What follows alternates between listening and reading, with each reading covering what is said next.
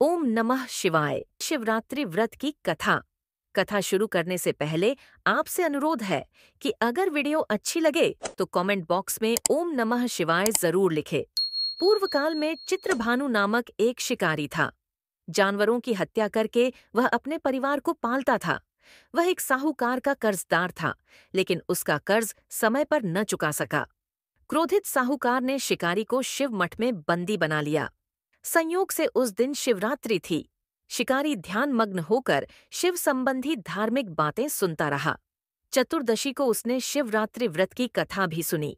शाम होते ही साहूकार ने उसे अपने पास बुलाया और कर्ज चुकाने के विषय में बात की।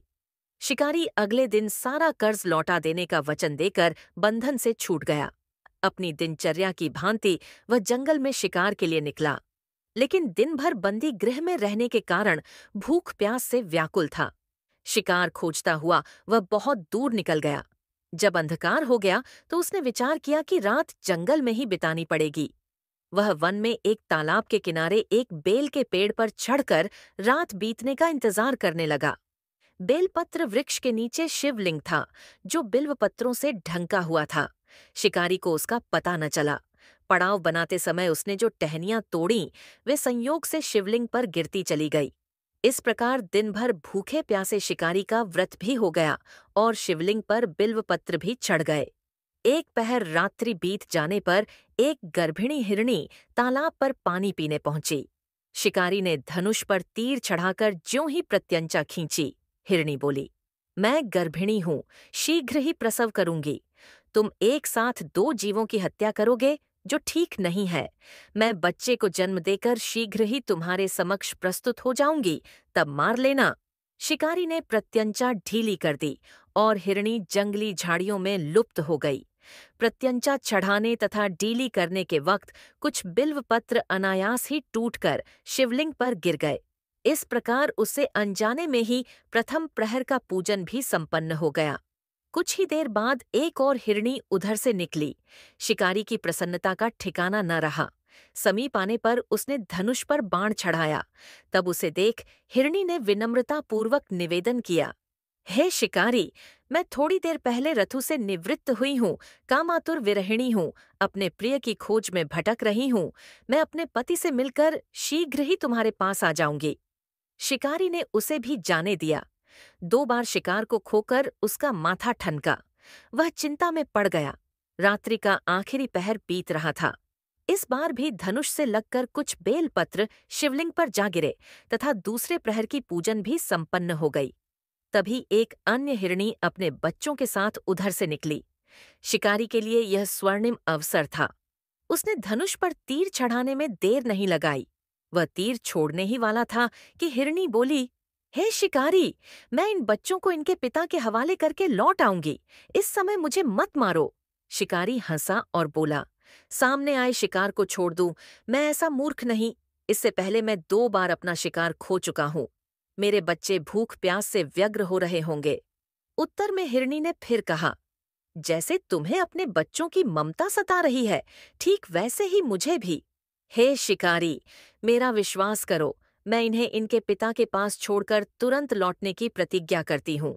हिरणी का दुख भरा स्वर सुनकर शिकारी को उस पर दया आ गई। उसने उस मृगी को भी जाने दिया। शिकार के अभाव में तथा भूख प्यास से व्याकुल शिकारी अनजाने में ही बेल वृक्ष पर बैठा बेलपत्र तोड़ तोड़कर नीचे फेंकता जा रहा था। पौ फटने को हुई तो एक हष्ट-पुष्ट मृग उसी रास्ते पर आया। शिकारी ने सोच लिया कि इसका शिकार वह अवश्य करेगा। शिकारी की तनी प्रत्यंचा देखकर मृग विनीत स्वर में बोला, हे शिकारी, यदि तुमने मुझसे पूर्व आने वाली 3 मृगियों तथा छोटे छोटे बच्चों को मार डाला है, तो मुझे भी मारने में विलंब न करो, ताकि मुझे उनके वियोग में एक क्षण भी दुख न सहना पड़े।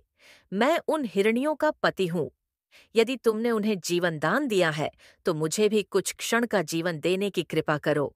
मैं उनसे मिलकर तुम्हारे समक्ष उपस्थित हो जाऊंगा। मृग की बात सुनते ही शिकारी के सामने पूरी रात का घटना चक्र घूम गया। उसने सारी कथा मृग को सुना दी। तब मृग ने कहा, मेरी तीनों पत्नियां जिस प्रकार प्रतिज्ञाबद्ध होकर गई हैं, मेरी मृत्यु से अपने धर्म का पालन नहीं कर पाएंगी। अतः जैसे तुमने उन्हें विश्वास पात्र मानकर छोड़ा है, वैसे ही मुझे भी जाने दो। मैं उन सब के साथ तुम्हारे सामने शीघ्र ही उपस्थित होता हूँ। शिकारी ने उसे भी जाने दिया। इस प्रकार प्रात हो आई।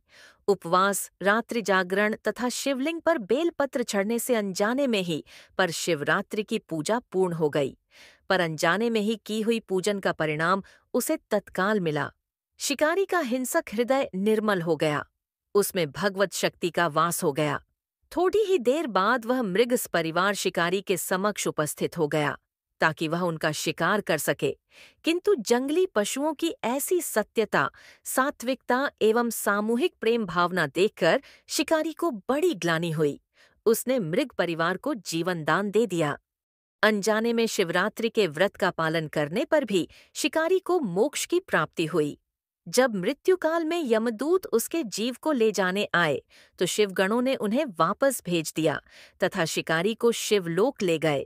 शिव जी की कृपा से ही अपने इस जन्म में राजा चित्रभानु अपने पिछले जन्म को याद रख पाए तथा महाशिवरात्रि के महत्व को जानकर उसका अगले जन्म में भी पालन कर पाए। शिव कथा का यह है संदेश।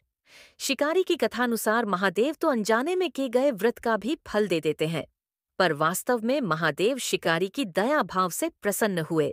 अपने परिवार के कष्ट का ध्यान होते हुए भी शिकारी ने मृग परिवार को जाने दिया। यह करुणा ही वस्तुतः उस शिकारी को उन पंडित एवं पुजारियों से उत्कृष्ट बना देती है जो कि सिर्फ रात्रि जागरण, उपवास एवं दूध, दही, बेलपत्र आदि द्वारा शिव को प्रसन्न कर लेना चाहते हैं। इस कथा में सबसे महत्वपूर्ण बात यह है कि इस कथा में अनजाने में हुए पूजन पर विशेष बल दिया गया है। इसका अर्थ यह नहीं है कि शिव किसी भी प्रकार से किए गए पूजन को स्वीकार कर लेते हैं अथवा भोलेनाथ जाने या अनजाने में हुए पूजन में भेद नहीं कर सकते हैं। वास्तव में वह शिकारी शिव पूजन नहीं कर रहा था। इसका अर्थ यह भी हुआ कि वह किसी तरह के किसी फल की कामना भी नहीं कर रहा था।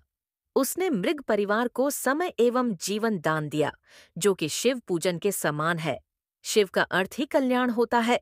उन निरीह प्राणियों का कल्याण करने के कारण ही वह शिव तत्व को जान पाया तथा उसका शिव से साक्षात्कार हुआ। परोपकार करने के लिए महाशिवरात्रि का दिवस होना भी आवश्यक नहीं है। पुराण में 4 प्रकार के शिवरात्रि पूजन का वर्णन है। मासिक शिवरात्रि, प्रथम आदि शिवरात्रि तथा महाशिवरात्रि। पुराण वर्णित अंतिम शिवरात्रि है नित्य शिवरात्रि।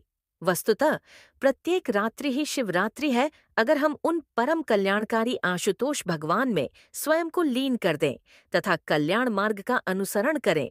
वही शिवरात्रि का सच्चा व्रत है। अगर आपको यह वीडियो अच्छी लगी है तो वीडियो को लाइक, कमेंट जरूर करें और चैनल को सब्सक्राइब करना न भूलें। धन्यवाद।